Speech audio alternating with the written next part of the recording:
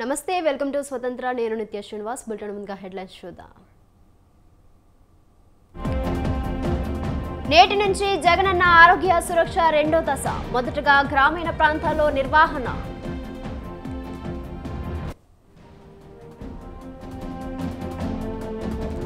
Municipal కార్మిక సంఘాలతో నేడు చర్చలు మంత్రి బుగ్గన ఛాంబర్లో సమావేశం.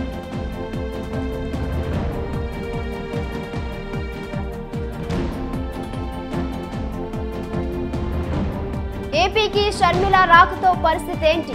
వైసీపీలో జోరుగా సాగుతున్న చర్చలు.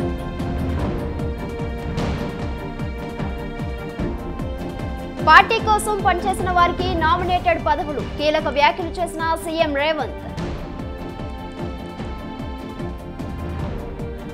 ఇవాటి నుంచి సందర్శకులకు అనుమతి. హైదరాబాద్ను అలరించనున్న నుమాయిష్.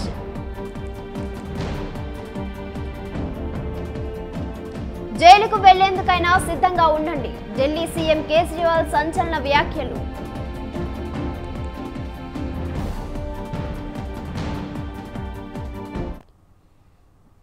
రైట్, ఇక బులెటిన్లో డీటెయిల్స్ చూసుకుంటే జగనన్న ఆరోగ్య సురక్ష రెండో విడత ఇవాల్టి నుంచి ప్రారంభం కానుంది.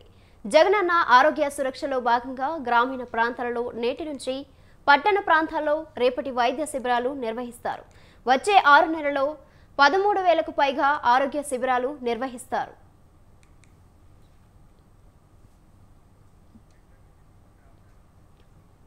రాష్ట్ర ప్రజల ఆరోగ్య సమస్యలపై దృష్టి పెట్టిన ఏపీ ప్రభుత్వం జగనన్న ఆరోగ్య సురక్ష కార్యక్రమానికి రూపకల్పన చేసింది. మొదటి దశలో గత ఏడాది నవంబర్, డిసెంబర్ నెలల్లో నిర్వహించిన జగనన్న ఆరోగ్య సురక్ష కార్యక్రమానికి ప్రజల నుండి అనూహ్య స్పందన లభించింది. ఈ నేపథ్యంలో ఈ కార్యక్రమం రెండో దశను ఇవాల్టి నుండి నిర్వహించేందుకు రాష్ట్ర ప్రభుత్వం నిర్ణయించింది.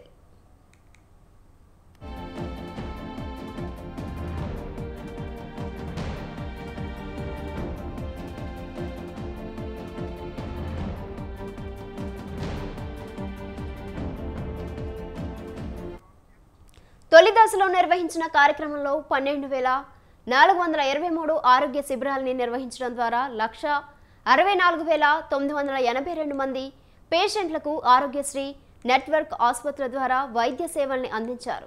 రాష్ట్ర ప్రభుత్వం జగనన్న ఆరోగ్య సురక్ష రెండో దశ కార్యక్రమానికి 6 నెలల వ్యవధిని నిర్దేశించింది.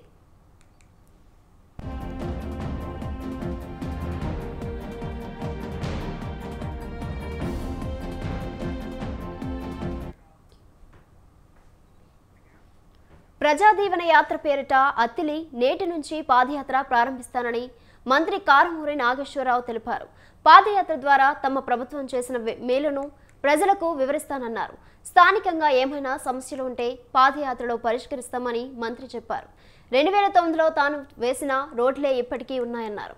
గత ప్రభుత్వ హయాంలో దోచుకో, దాచుకో, పంచుకో విధంగా వ్యవహారం సాగిందని మంత్రి విమర్శించారు.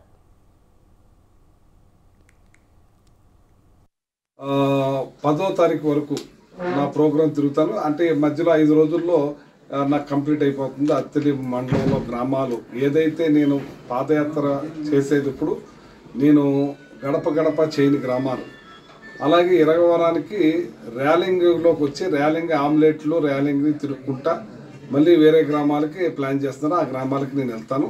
అది 10వ తారీఖు వరకు ఎన్ని గ్రామాలు అయితే అన్ని గ్రామాలు చేసిన తర్వాత మళ్ళీ పండగ అయిపోయిన తర్వాత మళ్ళీ మొదలెడతాం. దానికి డేట్ ఇస్తాం. మళ్ళీ ఈ రకంగా ప్రజాదీవన యాత్ర చేస్తూ జగన్మోహన్ రెడ్డి గారు ఇవాళ పార్టీలు, ప్రాంతాలు, కులాలు, మతాలు అతీతంగా ప్రతి ఒక్కళ్ళకి కూడా మేలు చేసే పనులు, పథకాలు అందిస్తున్న ఈ కార్యక్రమాలను ప్రజలకు వివరించుకుంటూ మా కార్యకర్తలు మేము తిరుగుతున్నాం. గడప గడప కార్యక్రమం కూడా కంప్లీట్ చేసుకుంటూ పింఛన్లపై సీఎం జగన్ ఇచ్చిన హామీని తుంగలో తొక్కారని టీడీపీ రాష్ట్ర అధ్యక్షుడు అచ్చెన్నాయుడు అన్నారు. సీఎం జగన్ మాట తప్పి మడమ తిప్పారని అన్నారు. ఒక్కొక్కరికి 30,000 ఎగనామం పెట్టారని విమర్శించారు.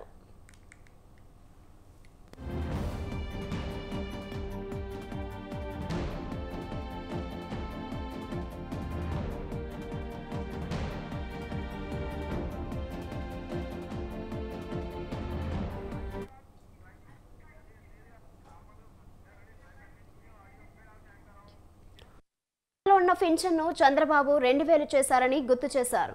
టీడీపీ హయాంలో కొత్తగా 20 లక్షల మందికి పింఛన్లు ఇచ్చామన్నారు. సీఎం జగన్ 5 ఏళ్లలో పింఛన్ పెంచింది 750 మాత్రమేనని అచ్చయ్య ఎద్దేవా చేశారు.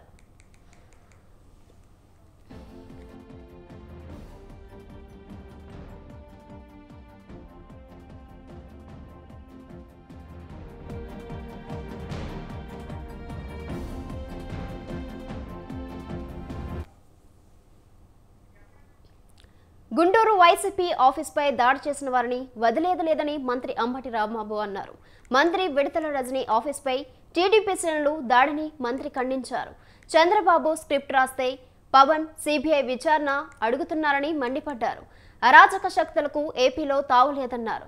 వైసీపీ ఆఫీస్పై దాడి చేసి ఏదో సాధించామని అనుకుంటున్నారని అంబటి ఫైర్ అయ్యారు.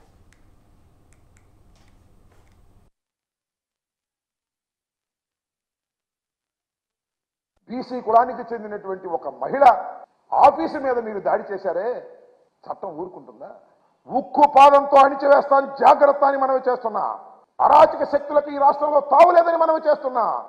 ఉక్కు పాదంతో అణిచివేస్తాం, మళ్ళా అరెస్టులు చేస్తారు చట్ట ప్రకారం, వారికి తగిన శిక్షలు వేసే విధంగా ప్రయత్నం చేస్తాం. దేనికి భయపడే ప్రశ్నే లేదు. ఈ రాష్ట్రంలో లా అండ్ ఆర్డర్ను కాపాడటానికి వైఎస్ఆర్ కాంగ్రెస్ పార్టీ సిద్ధంగా ఉంది.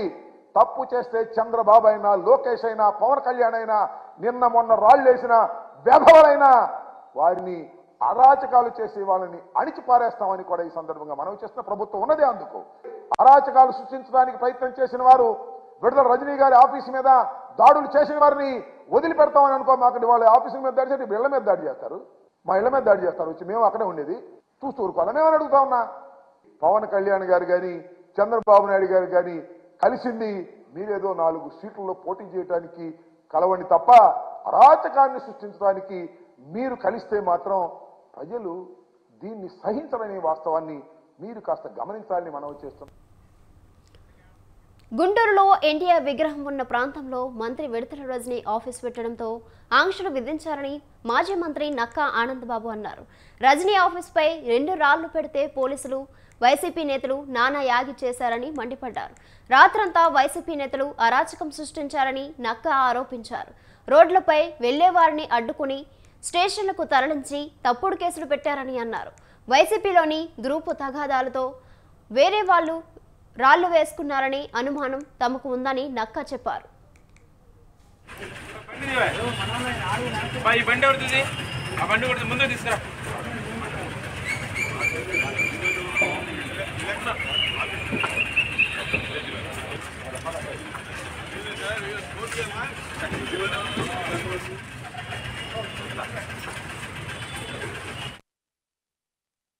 ఇటీవల అక్కడ ఈ నియోజకవర్గం వెస్ట్ నియోజకవర్గానికి వైఎస్ఆర్సీపీ ఇన్ఛార్జిగా నియమితులైనటువంటి రాష్ట్ర మంత్రి విడదల రజనీ కార్యాలయం అక్కడ ఏర్పాటు చేస్తుందంట.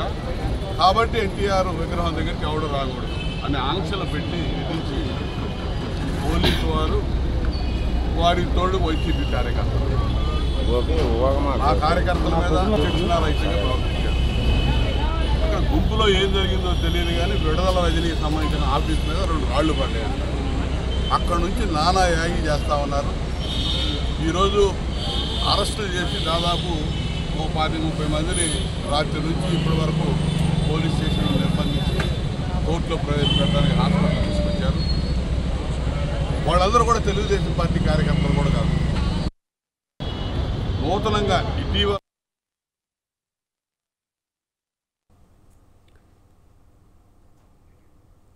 నీతి నిజాయితీ పరులే రాజకీయాల్లోకి రావాలని అన్నారు టీడీపీ ఎంపీ కేశినేని నాని. సంపాదన కోసం కొంతమంది రాజకీయాల్లోకి రావడం ఫ్యాషన్గా మారిందన్నారు.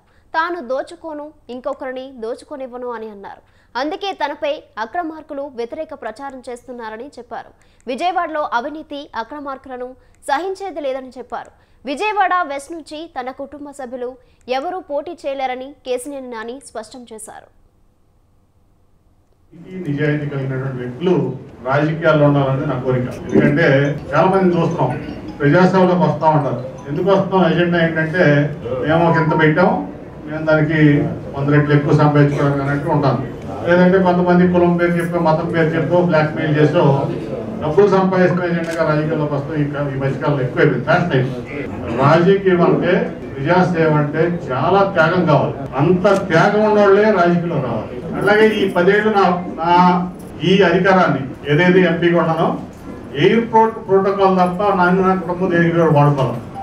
నా వ్యాపారం అనుకున్న సంగతి కూడా మీకు తెలుసు.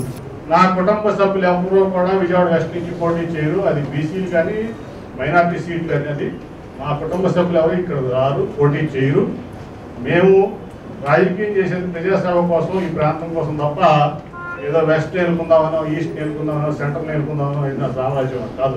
వీడు కాపలా కుక్క విజయవాడ పార్లమెంట్కి వీడు తినడం మమ్మల్ని తిన్నీడు అన్న తప్ప ఏం ఎజెండా లేదు. రాజకీయాల్లో నీతి నిజాయితీ కలిగినటువంటి వ్యక్తులు రాజకీయాల్లో ఉండాలని నా కోరిక. ఎందుకంటే చాలా మంది ఏపీ కాంగ్రెస్ లో షర్మిల కీలక పాత్ర పోషించబోతున్నారా? ఆమెకు ఏ పాత్ర అప్పగిస్తారు? తెలంగాణ మాదిరిగానే ఆఖరి నిమిషంలో ఏమైనా ట్విస్ట్ ఉంటుందా? ఇలా తలెత్తిన అనేక సందేహాలకు ఫుల్ స్టాప్ పడింది.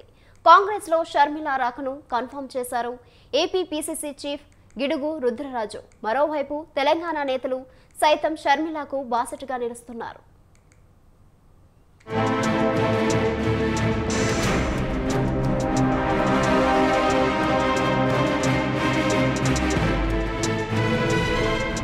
జగనన్న వదిలిన బాణం ఏపీ వైపు తిరిగింది. అటు ఇటు వెళ్లి నేరుగా అన్నపైకే రివర్స్ అయింది.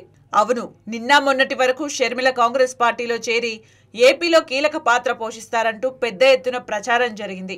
అయితే ఈ విషయాన్ని కొందరు నిజమేనని చెబితే మరికొందరు అలాంటిదేమీ ఉండకపోవచ్చన్న విశ్లేషణలు వినిపించాయి.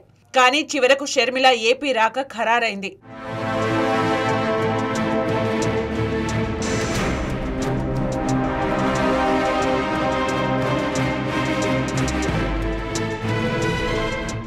కాంగ్రెస్ పార్టీలో ఏపీ సీఎం వైఎస్ జగన్ సోదరి షర్మిల చేరబోతున్నారంటూ క్లారిటీ ఇచ్చారు పార్టీ రాష్ట్ర అధ్యక్షుడు గిడుగు రుద్రరాజు. ఇటీవలే ఢిల్లీలో జరిగిన సమావేశంలో తమతో రాహుల్ గాంధీ, మల్లికార్జున ఖర్గే ఇదే విషయాన్ని తెలిపారని చెప్పుకొచ్చారాయన. ఈ విషయంలో పార్టీ నిర్ణయానికి కట్టుబడి ఉంటానని చెప్పిన గిడుగు రుద్రరాజు షర్మిలకు పార్టీ ఏ బాధ్యతలు అప్పగించినా స్వాగతిస్తామని తేల్చి చెప్పారు. ఆ కోరికను మన్నించి శ్రీమతి షర్మిల గారు వచ్చి కాంగ్రెస్ పార్టీలో పనిచేస్తారంటే తప్పనిసరిగా స్వాగతిస్తారు. సరే, పార్టీ హైకమాండ్ ఏ నిర్ణయం తీసుకుంటే ఆ నిర్ణయానికి నేను కట్టుబడి ఉంటాను. సో షర్మిల గారు జాయిన్ అయిన తర్వాత ఆవిడకి ఇచ్చేటువంటి అసైన్మెంట్ ఏంటి అనేటువంటిది పార్టీ ఒక ఆలోచన చేస్తుంది. సో వాళ్ళు ఏ నిర్ణయం తీసుకుంటే మా కాంగ్రెస్ ప్రెసిడెంట్ మల్లికార్జున ఖర్గే గారు, రాహుల్ గాంధీ గారు ఇటీవల మేము ఢిల్లీకి వెళ్ళినప్పుడు మా అందరితో కూడా చర్చారు. మేమందరూ కూడా జాయిన్ చేసుకుందాం అని చెప్పాం. ఎందుకంటే నా వ్యక్తిగత స్వార్థం కన్నా పార్టీ ప్రయోజనాలు చాలా ముఖ్యమైనటువంటిది నేను భావించేవాడిని. ఆవిడ వచ్చిన తర్వాత ఆవిడకి ఏ అసైన్మెంట్ పార్టీ ఇస్తానా కూడా ఇట్స్ మోస్ట్ వెల్కమ్. వారు ఏ అసైన్మెంట్ తీసుకుంటానో మేము అందరూ కూడా సహకరిస్తాం. ఆంధ్రప్రదేశ్ లో పార్టీ పూర్వ వైభవం కోసం కృషి చేస్తామన్నారు గిడుగు. ఇందుకోసం 100 రోజుల ప్రణాళికతో ముందుకెళ్తామని తెలిపారు ఆయన. అంతేకాదు వైసీపీకి చెందిన పలువురు అసంతృప్త నేతలు తమతో టచ్ లోకి వచ్చారని ఆయన చెప్పడం ఇప్పుడు రాజకీయంగా కలకలం రేపుతోంది. కావాలని కోరుకుంటారు ఎవరైనా ఎమ్మెల్యే అయిన తర్వాత. ఆ స్వేచ్ఛ వాతావరణం అక్కడ లేదు కాబట్టి యూనిలాటరల్ డెసిషన్ జరిగితే నిరంకుశత్వం ఉంది. 1 మ్యాన్ షో నడుస్తుంది. 1 or 2 మ్యాన్ మనుషులు నడిపించేటువంటి పరిస్థితుంది. కాబట్టి కాంగ్రెస్ అంటే లివ్ అండ్ లెట్ లివ్. ఇక్కడ ఎమ్మెల్యే చేసినప్పుడు ఉన్నటువంటి స్వాతంత్రం, ఇక్కడ ఎంపీ చేసినప్పుడు ఉన్నటువంటి స్వాతంత్రం, ఇక్కడ మంత్రులు చేసినటువంటి స్వాతంత్రం ఇప్పుడు అక్కడ లేదు వాళ్ళందరూ కూడా. సో డెఫినెట్ గా కాంగ్రెస్ పార్టీ అయితే బాగుంటుందో వాళ్ళందరూ భావిస్తున్నారు. ఇది మాతృ సంస్థ. అఫ్ కోర్స్ ఈ రాష్ట్రంలో ఉన్నటువంటి ముఖ్యమంత్రి గారు ఇక్కడ ఎంపీగా పనిచేశారు. లీడర్ ఆఫ్ అపోజిషన్గా ఉన్న చంద్రబాబు నాయుడు గారు కూడా ఇక్కడే మంత్రిగా చేశారు. కాంగ్రెస్ పార్టీ అనేది ఇట్స్ ఎ మ్యానుఫ్యాక్చరింగ్ యూనిట్. దేశంలో అనేక రాష్ట్రాల్లో అనేక మందిని తయారు చేసి వదిలింది కాంగ్రెస్ పార్టీ. వాళ్ళందరికీ ఓరియంటేషన్ ఇచ్చినా, లీడర్షిప్ ఇచ్చినా, అదే విధంగా ఎమ్మెల్యేలకు కూడా ఇచ్చింది. వాళ్ళందరూ బాధపడుతున్నారు. నాతోటి నిన్న కూడా కొంతమంది మాట్లాడారు, అయ్యో అన్న మన మాతృ సంస్థ, మాకు మనసు అంతా ఇక్కడే ఉంటుంది, విధిలేని పరిస్థితులు అక్కడ ఉన్నారు. అటువంటి వాళ్ళందరూ కూడా వాళ్ళందరినీ పిలుపునిస్తున్నాం. మాకు మల్లికార్జున ఖర్గే గారి పక్షాన, రాహుల్ గాంధీ గారి పక్షాన తిరిగి మాతృ సంస్థ అయినటువంటి కాంగ్రెస్ పార్టీకి రండి, స్వేచ్ఛ వాతావరణంలో ప్రజాప్రతినిధులుగా పనిచేద్దరు. కేవలం ఏపీ నేతలే కాదు, తెలంగాణ నేతలు సైతం ఇప్పుడు షర్మిల ఏపీ రాకను స్వాగతిస్తున్నారు. ఎక్కడ పోగొట్టుకున్నారో అక్కడే ఫైట్ చేయాలని తాను చెప్పిన విషయాన్ని ఈ సందర్భంగా గుర్తు చేశారు పార్టీ సీనియర్ నేత విహెచ్. షర్మిల ఏపీ రావడంతో ప్రజల ఆలోచన విధానం మారుతుందన్నారు. ఆంధ్రాలోనూ కాంగ్రెస్ పార్టీ బలం పుంజుకోవాలని ఆకాంక్షించారు విహెచ్.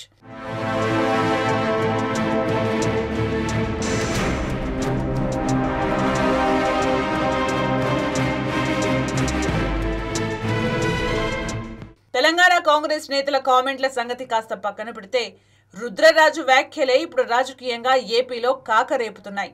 ఈ క్రమంలోనే ఇప్పటికే వైసీపీ నుంచి బయటకు వచ్చిన మంగళగిరి ఎమ్మెల్యే ఆళ్ల రామకృష్ణారెడ్డి తాను షర్మిల వెంట నడుస్తానని చెప్పుకొచ్చారు. ఆంధ్రలో షర్మిల గారు కూడా ప్రవేశం అయింది. ఈ పని ఎప్పుడో చేయమన్నా అమ్మా నువ్వు ఎందుకు ఇక్కడ ఏమున్నదని వచ్చావు? అమ్మా నువ్వు ఉన్నావు ఇక్కడ ఆడబిడ్డవే, ఇక్కడ ఆడపిల్లవే ఒప్పుకుంటా. కానీ ఎక్కడనైతే పోగొట్టుకున్నదో అక్కడనే ఫైట్ చేస్తే రాహుల్ గాంధీతో కలిసి ఆంధ్రలో కూడా కాంగ్రెస్ వచ్చేసరికి అందులో రాజశేఖర్ రెడ్డి ఒక మంచి ఉద్దేశం ఉండే, రాహుల్ గాంధీని ప్రధానమంత్రి చెయ్యాలని ఆయన ఆలోచన ఉండే. కాబట్టి ఆ బిడ్డే ఇవాళ బాగా పనిచేస్తుంది. మహిళల మీద 8 మంది దౌర్జన్యం చేయడం, ఆమె ఫస్ట్ విజిట్ తప్పనిసరిగా ఆ కుటుంబానికి పోవాలి. షర్మిల గారు వచ్చారు, ఒక మహిళకు జరుగుతున్న అన్యాయాన్ని ఎండగట్టడానికి, ఈ అన్యాయాన్ని ఎదిరించడానికి వచ్చిందనే ఒక ఆలోచన కూడా ప్రజల్లో మొదలు పెడతారు. తప్పనిసరిగా ఆమె సక్సెస్ కావాలని, అక్కడ కూడా కాంగ్రెస్ బలపడాలనేదే నా ముఖ్య ఉద్దేశం. ఓవైపు వైసీపీ అధినేత టికెట్లు ఖరారు చేస్తున్న నేపథ్యంలో అసంతృప్తులు మెల్లగా పక్క చూపులు చూస్తున్నారన్న ప్రచారం జోరుగా సాగుతోంది. మరి ఇలాంటి వాళ్లకు రాబోయే రోజుల్లో కాంగ్రెస్ పార్టీ కేర్ ఆఫ్ గా మారుతుందా అన్న ప్రశ్న తలెత్తుతోంది.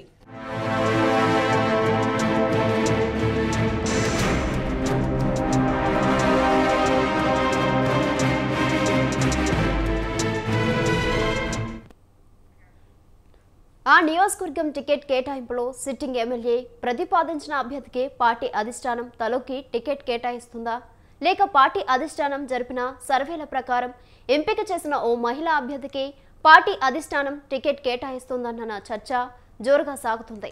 ఇంతకీ ఆ సిట్టింగ్ ఎమ్మెల్యే బీసీ వర్గాల చేనేత కుటుంబానికి చెందిన మాజీ ఎంపీ బుట్టా రేణుకకు టికెట్ కేటాయించకుండా ఎందుకు అడ్డుపడుతున్నారు? ఇంతకీ వైసీపీ టికెట్ విషయంలో సర్వేలు, సామాజిక పరిస్థితులకు అనుగుణంగా పార్టీ అధిష్టానం కోరుకుంటున్న మహిళా అభ్యర్థికి కేటాయిస్తారా, లేక సిట్టింగ్ ఎమ్మెల్యే సూచించిన కొత్త అభ్యర్థికి టికెట్ కేటాయిస్తారా అన్న అంశంపై నియోజకవర్గంలో తీవ్ర చర్చనీయాంశంగా మారిన పరిస్థితులపై ప్రత్యేక కథనం.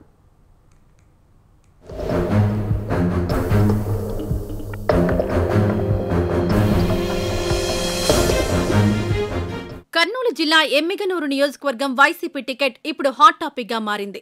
సిట్టింగ్ ఎమ్మెల్యేను కాదని రాబోయే ఎన్నికల్లో బీసీలకు టికెట్ కట్టబెట్టాలని పార్టీ అధిష్టానం తీసుకున్న నిర్ణయం ఇందుకు కారణంగా భావిస్తున్నారు. సిట్టింగ్ ఎమ్మెల్యే ఎర్రకోట కేశవరెడ్డితో పాటు కర్నూలు మాజీ ఎంపీ బుట్టా రేణుక, లింగాయ కార్పొరేషన్ చైర్మన్ వై రుద్రగౌడ్ ముగ్గురిని పార్టీ అధిష్టానం విజయవాడకు పిలిపించి చర్చలు జరిపారు. పార్టీ అధిష్టానం పెద్దలు సిట్టింగ్ ఎమ్మెల్యే ఎర్రకోట కేశవరెడ్డి వయోభారం కారణంగా వచ్చే ఎన్నికల్లో విజయ అవకాశాలపై సర్వే రిపోర్ట్ల ప్రాతిపదికన 2024 ఎన్నికల్లో బీసీలకు టికెట్ కేటాయించాలన్న పార్టీ నిర్ణయంపై చర్చించారు.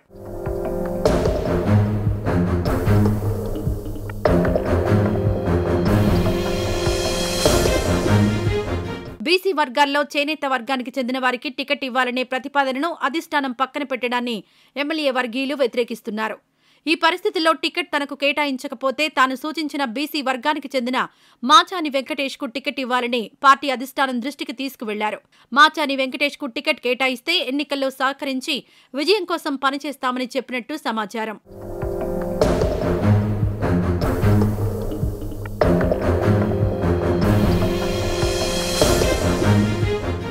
సిట్టింగ్ ఎమ్మెల్యే ఎర్రకోట కేశవరెడ్డి సూచించిన చేనేత వర్గాలకు చెందిన మాచాని వెంకటేష్తో పోలిస్తే మాజీ ఎంపీ బుట్టా రేణుకమ్మ ఎమ్మెల్యే హోదాకు అర్హురాలని పలువురు భావిస్తున్నారు.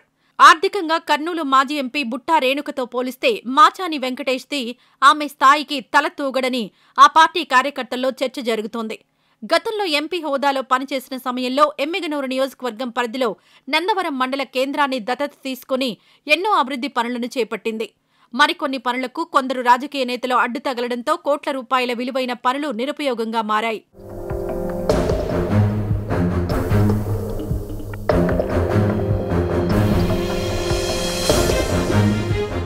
వీటన్నింటికి తోడు బుట్టా రేణుకకు ఒకసారి అవకాశం ఇస్తే ఇక నియోజకవర్గం బీసీల పరమవుతుందని, భవిష్యత్తులో ఆమె ఇక్కడ తిష్టవేయడం వల్ల భవిష్యత్తులో తమ రాజకీయ భవిష్యత్తు ప్రశ్నార్థకంగా మారుతుందని కొందరు ఆలోచిస్తున్నట్టు నియోజకవర్గం పరిధిలోని వైసీపీ పార్టీలో విస్తృతంగా చర్చ జరుగుతోంది. పార్టీ టికెట్ కేటాయించి ఎన్నికల్లో నెగ్గితే మహిళా కోటా కింద మంత్రి పదవి చేపడితే రాబోయే రోజుల్లో ప్రజలు ఆమెను ఆదరిస్తారని, రాజకీయంగా తమ ప్రాబల్యం తగ్గిపోతుందని భావించి ఎలాంటి రాజకీయ అనుభవం లేని మాచాని వెంకటేష్ను తెరమీదికి తెచ్చారని నియోజకవర్గంలో జోరుగా చర్చ జరుగుతోంది.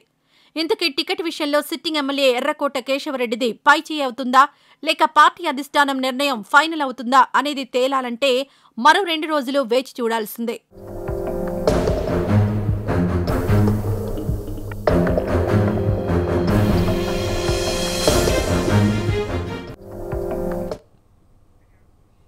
ఏపీలో పెన్షన్దారులకు శుభవార్త.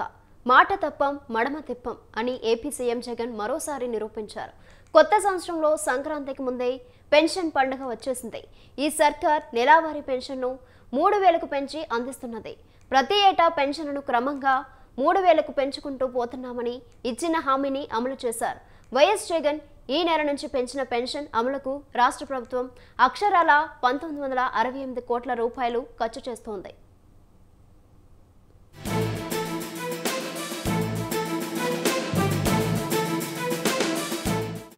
విభజన తర్వాత ఏర్పడిన ఆంధ్రప్రదేశ్లో 2014, 2019 మధ్య గత పాలనలో పెన్షన్ నెలకు 1,000 రూపాయలు. జగన్ సీఎం పదవి చేపట్టిన తర్వాత 2019 జూలై నుంచి పెన్షన్ను 2,250 రూపాయలకు పెంచారు.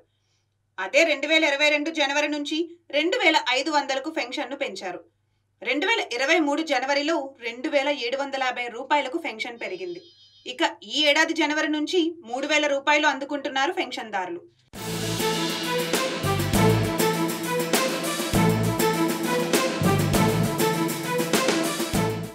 గత ప్రభుత్వ హయాంలో పెన్షన్ కేవలం నెలకు 1,000 రూపాయలే.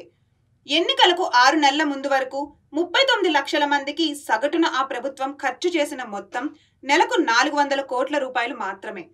2014 నుంచి 5 ఏళ్లలో అంటే 60 నెలల్లో గత ప్రభుత్వం పెన్షనర్లకు చేసిన ఖర్చు 27,687 కోట్లు మాత్రమే. 2019లో ప్రభుత్వం మారిన తర్వాత పెన్షన్ పెరిగింది. జగన్ ఇచ్చిన మాట ప్రకారం ఈ ప్రభుత్వం 66.34 లక్షల మందికి నెలకు సగటున 1,968 కోట్ల రూపాయలు ఖర్చు చేస్తున్నారు. గడిచిన 55 నెలల్లో జగనన్న ప్రభుత్వం పెన్షన్లపై చేసిన ఖర్చు ఏకంగా 83,526 కోట్ల రూపాయలు. గత ప్రభుత్వ పాలనలో పెన్షన్ లబ్ధిదారులు 39 లక్షల మంది ఉంటే ఇప్పుడు 66.34 లక్షల మంది పెన్షన్ అందుకుంటూ హాయిగా గడుపుతున్నారు. గత పాలనలో పెన్షన్ కోసం వృద్ధులు, వికలాంగులు చాంతాడంత క్యూలో గంటల తరబడి వేచి ఉండే పరిస్థితి. ఈ ప్రభుత్వం రాష్ట్ర వ్యాప్తంగా 2.6 లక్షల గ్రామ వార్డు వాలంటీర్ల ద్వారా ఇంటికే పెన్షన్ అందిస్తోంది. ప్రతి నెల టెన్షన్గా 1వ తేదీన పొద్దున్నే తలుపు తట్టి గుడ్ మార్నింగ్ చెప్పి మరీ చిరునవ్వుతో లబ్ధిదారులకు పెన్షన్లు అందిస్తున్నారు. సెలవులు వచ్చినా, పండగలు వచ్చినా పెన్షన్ పంపిణీలో మాత్రం జాప్యం ఉండదు. 2014-19 మధ్య వృద్ధాప్య, వితంతు, ఒంటరి మహిళల పెన్షన్ కేటగిరీలో ఒక్కో లబ్ధిదారునికి అందిన మొత్తం 58,000. ఈ ప్రభుత్వంలో వృద్ధాప్య, వితంతు, ఒంటరి మహిళల పెన్షన్ కేటగిరీలో ఒక్కో లబ్ధిదారునికి అందిస్తున్న మొత్తం 1,47,500.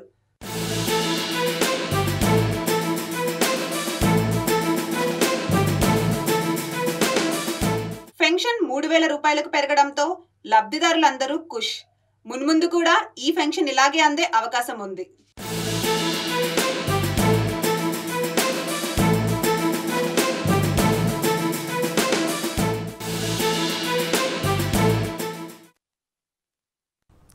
గత ప్రభుత్వ హయాంలో తీసుకున్న మెట్రో, ఫార్మాసిటీ నిర్ణయాలను తమ ప్రభుత్వం రద్దు చేయబోవట్లేదని తెలంగాణ ముఖ్యమంత్రి రేవంత్ రెడ్డి స్పష్టం చేశారు. ప్రజా ప్రయోజనాన్ని దృష్టిలో ఉంచుకుని స్ట్రీమ్ లైన్ చేస్తున్నామన్నారు. హైదరాబాద్ మెట్రో 6 సెక్టార్లలో మెట్రో విస్తరణ చేస్తున్నామని చెప్పారు. ఎంజీబీఎస్ నుంచి పాత బస్తీ మీదుగా శంషాబాద్ ఎయిర్పోర్ట్ వరకు మెట్రో రైలు విస్తరిస్తామని తెలిపారు. హైదరాబాద్ మెట్రో 6 సెక్టార్లలో మెట్రో విస్తరణ చేస్తామన్నారు. గత ప్రభుత్వం ప్రతిపాదించిన దానికంటే తమ ప్రతిపాదనే తక్కువ ఖర్చు అవుతుందని సీఎం రేవంత్ రెడ్డి తెలిపారు.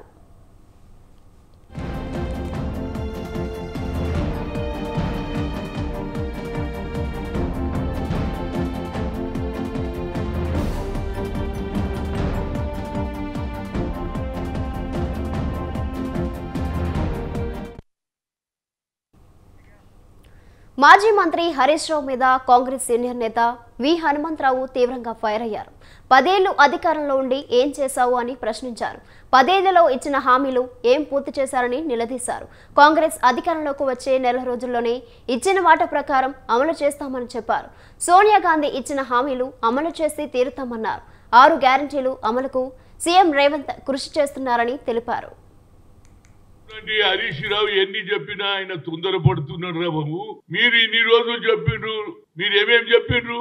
3 ఎకరాల భూమి అన్నాడు, హరిజన్ ముఖ్యమంత్రి అన్నాడు, ఇంటికో ఉద్యోగం అని ఇచ్చినారా బాబు? మేము ఇంకా మొదలే పెట్టలే, అప్పుడే మీరు ఏం చేయలేరు. ఇది కాదు, ఇది డెస్పరేట్ గా ప్రజలకు గమనిస్తున్నారా బాబు? మీరు ఇప్పుడే మాట్లాడుతుంటే అదే ఏమే 4 రోజులు రాలేదు కాంగ్రెస్ పార్టీ వచ్చి, ఆయన నెల కూడా పూర్తి చేసుకోలేదు. ఈ అపోజిషన్ పరిపాట లేదని ప్రజలు అనుకుంటున్నారు. సర్వే ప్రజలలో పోతే తెలుస్తుంది. హరీష్ రావు ఏదో తొందరపడి మాట్లాడుతున్నాడు. మీరు ఇచ్చిన వాగ్దానం ఏమి పూర్తి చేసింది చెప్పు? అనుకోని అన్ని చేసుకున్నారు. మీకు ఏదేది కావాలనో అన్ని చేసుకున్నారు. ప్రగతి భవన్ అనో, సెక్రటరియట్ అనుకో, అంబేద్కర్ స్టాచ్యూ అనుకో, ఇవన్నీ చేసిండ్రు. కానీ ఇచ్చిన హామీలు ఏడ పూర్తి చేసిండ్రు నాకు చెప్పండి. ఇవాళ కూడా ధరణి పేరు మీద పేద ప్రజల భూములు లాగేసుకున్నారా లేదా? అందుకుంటే మీకు వ్యతిరేకత వచ్చింది. రాష్ట్రానికి నుమాయిష్ గర్వకారణంగా నిలుస్తుందని సీఎం రేవంత్ రెడ్డి అన్నారు. నాంపల్లి ఎగ్జిబిషన్ గ్రౌండ్లో నుమాయిష్ను సీఎం రేవంత్, మంత్రి శ్రీధర్ బాబులు కలిసి ప్రారంభించారు. నుమాయిష్ను ఎలాంటి లాభాపేక్ష లేకుండా నిర్వహిస్తున్నామని సీఎం అన్నారు. ఎగ్జిబిషన్ సొసైటీలో దశాబ్ద కాలంగా పేరుకుపోయిన అన్ని సమస్యలను పరిష్కరిస్తామని హామీ ఇచ్చారు. మార్పు కావాలని ప్రజలు కాంగ్రెస్ను ఎంచుకున్నారని చెప్పారు. తెలంగాణ రాష్ట్రం వచ్చిన తర్వాత మీ పేరుకపోయిన సమస్యలన్నిటిని కూడా పరిష్కరించడానికి ఈ ప్రభుత్వం సిద్ధంగా ఉన్నదని చెప్పి మీ యాజమాన్యానికి వేదిక మీద నుంచి నేను తెలియజేస్తున్నా. మీలాంటి సొసైటీలు సామాజిక బాధ్యతతో నిర్వహిస్తున్న విద్యా సంస్థలకు అండగా నిలబడడం ప్రభుత్వాల బాధ్యతనే కాకుండా మీ సిఎస్ఆర్ ఫండ్సే కాదు, ఇతర కార్పొరేట్ కంపెనీలకు కూడా అవసరమైతే రాష్ట్ర ప్రభుత్వం తరఫున సూచన చేస్తాం. మీ ఫర్దర్ ఎక్స్టెన్షన్ ఆఫ్ యువర్ యాక్టివిటీస్కి సిఎస్ఆర్ ఫండ్స్ ఇంకా ఇతర ఎంఎన్సి కంపెనీల నుంచి కూడా ఏదైనా అవకాశం ఉంటే డెఫినెట్గా రాష్ట్ర ప్రభుత్వం మీకు మద్దతుగా నిలబడడం, మీకు సహకరించడానికి నా వైపు నుంచి పూర్తిగా సహకారం ఉంటుంది. సొసైటీలో కొన్ని సమస్యలు ఉన్నాయి, ఆ సమస్యలను పరిష్కారం చేయాలి అని చెప్పినప్పుడు మనకు ఆనిముత్యంలా ఉన్న ఈ ఎగ్జిబిషన్ సొసైటీ, మనకు నుమాయిష్ అనగానే ప్రపంచంలో ఎక్కడైనా నుమాయిష్ అని వినిపించగానే హైదరాబాద్ అని గుర్తొచ్చే ప్రధానమైన కార్యక్రమం. మరి ముఖ్యమంత్రి గారు కూడా చెప్పారు, అక్కడ ఉన్న విద్యా వ్యవస్థలకు సంబంధించి ఏదైనా సమస్యలున్నా ఈ ఎగ్జిబిషన్ సొసైటీకి సంబంధించి గత దశాబ్ద కాలం పాటు 2014 నుంచి 2023 వరకు పేరుకుపోయిన అనేక సమస్యలను మనం పరిష్కారం చేద్దామని ముందుకొచ్చినందుకు గౌరవ ముఖ్యమంత్రి గారు కూడా సొసైటీ తరఫున హృదయపూర్వకంగా కృతజ్ఞతలు తెలియజేస్తా ఉన్నాం. ఇవి బులెటిన్ డీటెయిల్స్. కీప్ వాచింగ్ స్వతంత్ర.